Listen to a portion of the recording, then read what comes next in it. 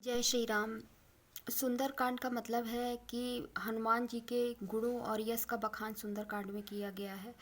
और हनुमान जी को जब उनकी शक्ति याद दिलाई जाती है, जब उनका वर्णन किया जाता है तेज तेज से, जब भी सुंदरकांड पढ़ी तो बहुत तेज शब्दों में पढ़िए, तब तब उनको अपनी शक्ति का एहसास होता है, तब वो मदद के लिए आते हैं। चाहे हनुमान चालीसा चाहे सुंदरकांड हो, बहुत तेज उसमें साउंडली एकदम पढ़िए उसको, तब हनुमान जी ज़्यादा खुश होते हैं जब उनके गुणों का बखान किया जाता है। सुंदरकांड का मतलब ही यही है।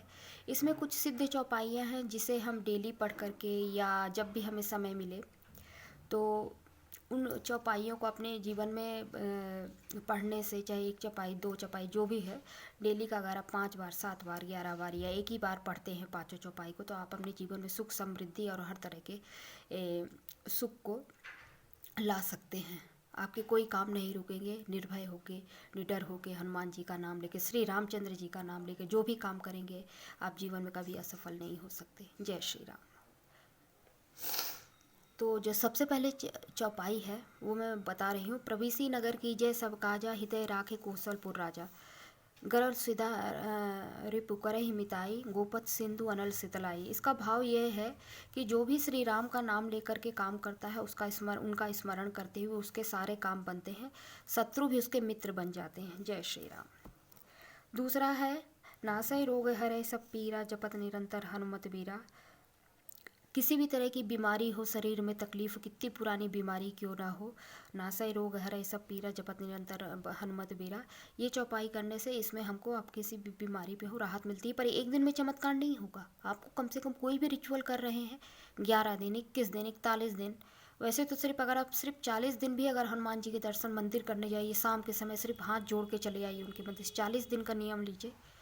आपको वैसे भी किसी पूजा पाठ, किसी भी रिचुअल की या किसी सुंदरकांड चालीसा की जरूरत नहीं, सिर्फ 40 दिन उनके शाम के समय दर्शन कराइए। हो सके तो एक दिया भी जला दीजिए, कंटिन्यू सारे काम बनते हैं वैसे भी। जय श्री राम।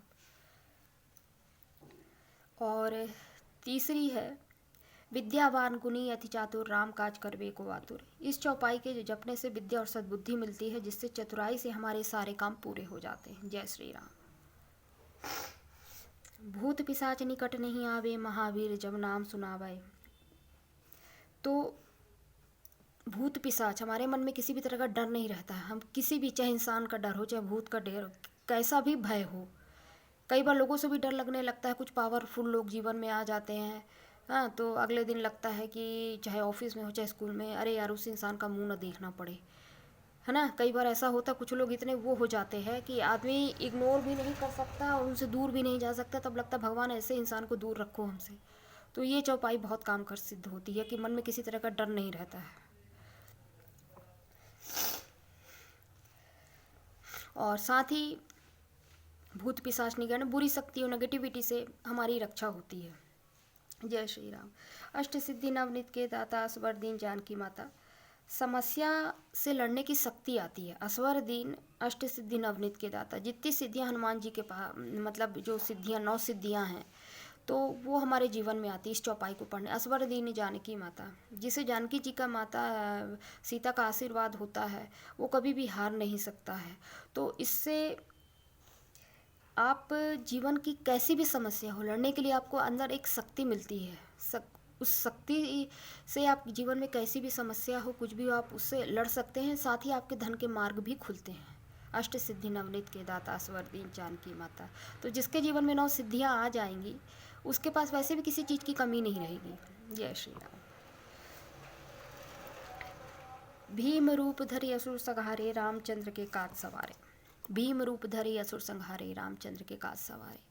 लंबा चौड़ा हनुमान जी का शरीर है, भीम से भी बड़ा ही है, क्योंकि वो तो भाई रुद्र अवतार है, हनुमान जी हैं, और कलयुग के सच्चे में देवता भी हैं।